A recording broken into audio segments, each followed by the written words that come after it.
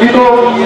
আমি একটি কথাই বলতে চাই, আজকে যারা এই দোহার পুনরুদ্ধারে অর্থাৎ ঢাকা 1-কে পুনরায় আমাদের নির্বাচনী আসন ফেরত দেওয়ার এই সংগ্রামী অভিযাত্রায় যারা যুক্ত হয়েছেন, তারাই এই দোহারের মাটিতে সর্বশ্রেষ্ঠ সন্তান।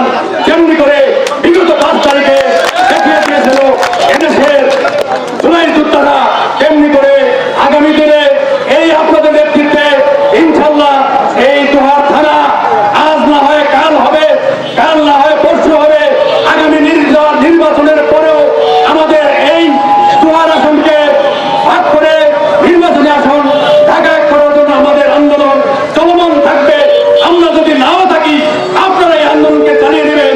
একদিন ইনশাল্লাহ সর্বতার দ্বারে আমরা পৌঁছবই, সেই আশা ব্যক্ত করছি।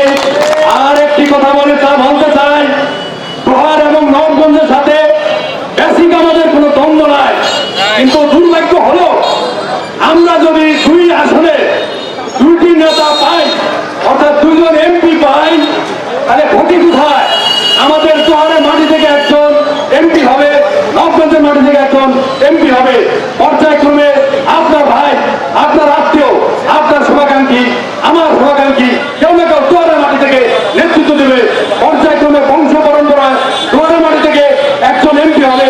এভাবে আমাদের দোহারের নেতৃত্ব ফুটে উঠবে।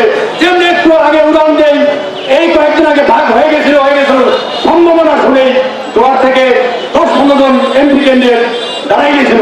এটা দুসরে কিছু না, অবশ্যই করবে, কিন্তু সেই কথাটাই আমাদের প্রমাণ করতে হবে।